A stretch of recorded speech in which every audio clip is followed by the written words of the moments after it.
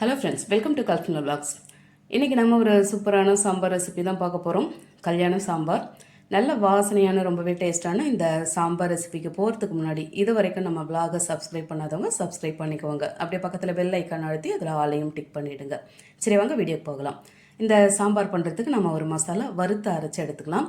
ஒரு கடாயில் 1 ஸ்பூன் எண்ணெய் விட்டாச்சு. இப்போ இதில் 2 ஸ்பூன் கடலைப்பருப்பு, 2 ஸ்பூன் முழு தனியாவை சேர்த்துட்டு 1/2 ஸ்பூன் மிளகு, 1 ஸ்பூன் சீரகம் சேர்த்து ரொம்பவே கொஞ்சமாக வெந்தயம் சேர்த்து இப்போ எல்லாத்தையும் நல்ல வாசனை வர்ற அளவுக்கு அப்படியே வறுத்து விட்டுக்கலாம்.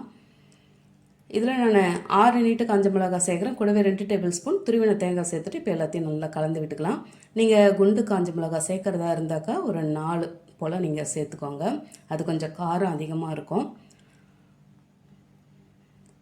இந்த அளவுக்கு நம்ம வதக்குனது போதும். கடைசியாக கொஞ்சமாக பெருங்காயத்தூளை சேர்த்துட்டு இப்போ அதையும் நல்லா கலந்துட்டு இப்போ இதை நம்ம மிக்ஸி ஜாரில் சேர்த்து அரைச்சி எடுத்துக்கலாம். அது ரொம்ப நைஸாக இருக்க வேண்டாம், கொரகொரப்பாக இருந்தாவே கரெக்டாக இருக்கும். இந்த அளவுக்கு வதக்கி எடுத்தாச்சு. மிக்ஸி ஜாரில் சேர்த்து இந்த மாதிரி அரைச்சும் எடுத்தாச்சு. இப்போ இதை நம்ம அப்படியே வச்சுட்டு இதே கடாயில் ஒரு 3 ஸ்பூன் எண்ணெய் விட்டுக்கலாம்.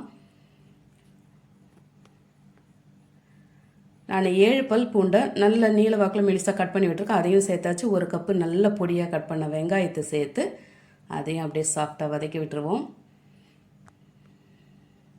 இப்போ இது கூடவே 1 கப்பு நல்ல பொடியாக கட் பண்ண தக்காளியை சேர்த்துட்டு அதையும் அப்படியே கலந்து விட்டுக்கலாம். நான் புளி அந்தளவுக்கு அதிகமாக சேர்க்கலை, அதனால் தக்காளியை அதிகமாக சேர்த்துருக்கேன். இப்போ இதில் 1 ஸ்பூன் உப்பு சேர்த்தாச்சு. காய்கறி அவங்கவுங்க விருப்பத்துக்கு ஏற்ற மாதிரி சேர்த்துக்கோங்க.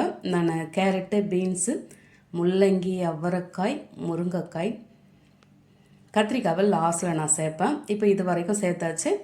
இப்போ அப்படியே கலந்து ஒரு 3 நிமிஷத்துக்கு நம்ம ஃபஸ்ட்டு இந்த காய்கறியை வதக்கி விட்டுக்கலாம். அதுக்கப்புறமா மசாலாத்தூள் சேர்த்துக்கலாம். இப்போ இதில் நான் 2 table spoon readymade sambar powder சேர்க்குறேன். அதையும் நல்லா கலந்து விட்டுருவோம்.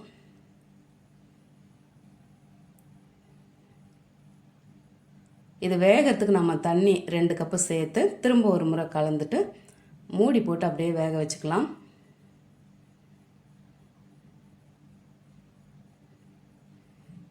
அப்படியே இது வெந்து வரட்டும். இதை பாருங்கள், நல்லா வெந்து கொதிச்சு வருது. இதில் நான் 2 மீடியம் சைஸ் கத்திரிக்காய் இந்த மாதிரி கட் பண்ணி அதில் சேர்த்தாச்சு. இதையும் நம்ம அப்படியே கலந்துட்டு இப்போ இதை மூடி போட வேண்டாம், அப்படியே இது வேகட்டும். மெலிசாக கட் பண்ணோன்னாக்கா அப்படியே ரொம்ப குழஞ்ச மாதிரி ஆகிடும். அதனால் இந்த சைஸுக்கு கட் பண்ணி சேர்த்துக்கலாம். இப்போ இது ஒரு பக்கம் அப்படியே வேகட்டும். இதுக்குள்ளே நம்ம பருப்பு வேக வச்சுக்கலாம். நான் 1 கப்பு துவரம் பருப்பை ஊற வச்சு சேர்த்துருக்கேன். அது முழுகிற அளவு தண்ணி சேர்த்தாச்சு. 1/2 ஸ்பூன் மஞ்சள் தூள், 1/4 ஸ்பூன் பெருங்காயத்தூள், ஒரு 4 பல் போல் பூண்டு சேர்த்து கலந்து இது நல்லா வேக வச்சு எடுத்துருவோம். இந்த பக்கம் பார்த்தீங்கன்னாக்கா கத்திரிக்காய் வெந்தாச்சு. நான் ஒரு சின்ன எலுமிச்சை அளவுக்கு புளியை கரைச்சி 1 கப்பு தண்ணி வர்ற அளவுக்கு நான் சேர்த்துருக்கேன். இப்போ அதையும் அப்படியே கலந்துட்டு இது பச்சை வாசனை போகிற அளவுக்கு நம்ம மூடி வச்சுக்கலாம். புளியோட பச்சை வாசனை. இந்த பக்கம் பருப்பு நல்லா வெந்து வந்தாச்சு.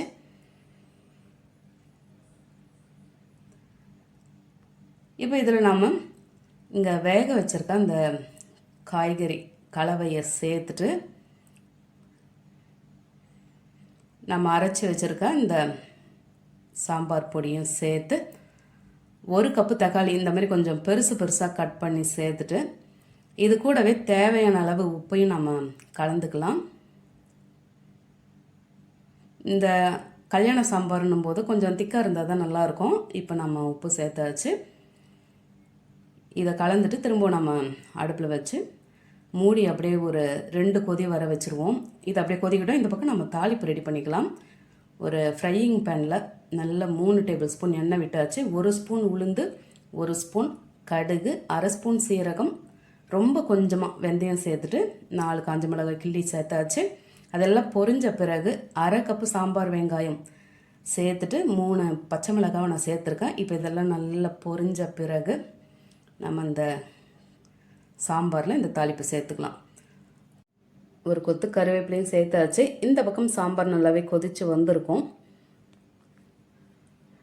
நல்லா கொதித்து வந்திருக்கு. இதில் நம்ம இந்த தாளிப்பை சேர்த்து அது கூடவே கட் பண்ணி வச்சுருக்க கொத்தமல்லி, கொஞ்சம் போல் பெருங்காயத்தூள் தூவி நல்லா கலந்துட்டு இறக்குனாக்கா நம்ம எல்லாரோட ஃபேவரட் கல்யாண சாம்பார் மணக்க மணக்க சூப்பராக ரெடி ஆகிடுச்சு. இந்த கல்யாண சாம்பாரோட ஸ்பெஷலே நல்ல கலரான இந்த காய்கறிகளை சேர்த்து பண்ணுறது தான். தவிர நம்ம இந்த தக்காளியை பெருசாக கட் பண்ணி சேர்த்துருக்கோம். அதுவும் ஒரு தனி டேஸ்ட்டு தரும். நம்ம தாளிப்புலையும் சாம்பார் வெங்காயத்தை வதக்கி சேர்த்துருக்கோம். அதுவும் வாசனையும் தரும், டேஸ்ட்டையும் தரும்.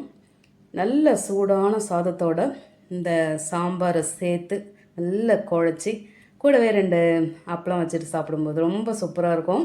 இதுக்கு சரியான காம்பினேஷன் சொல்லணுன்னாக்கா சைட் டிஷ்ஷில் உருளைக்கிழங்கு தொக்கு இல்லாட்டி உருளைக்கிழங்கு ஃப்ரை நல்லாயிருக்கும். இன்னும் இட்லி தோசையோடு சேர்த்து சாப்பிடும்போது அதனோட டேஸ்ட்டு வேறு லெவலில் இருக்கும். அதனால் நீங்களும் இந்த கல்யாண சாம்பாரை செய்து ஃபேமிலியோட சாப்பிட்டு என்ஜாய் பண்ணிவிட்டு எப்படி இருந்ததுன்னு மறக்காமல் கமெண்ட்டில் சொல்லுங்கள். ரெசிபி பிடிச்சிருந்தா லைக் பண்ணிவிட்டு அப்படியே நம்ம விலாகையும் சப்ஸ்கிரைப் பண்ணி பக்கத்தில் பெல் ஐக்கான் அழுத்தி அதில் ஆலையும் டிக் பண்ணிக்கோங்க. தேங்க்ஸ் ஃபார் வாட்சிங்.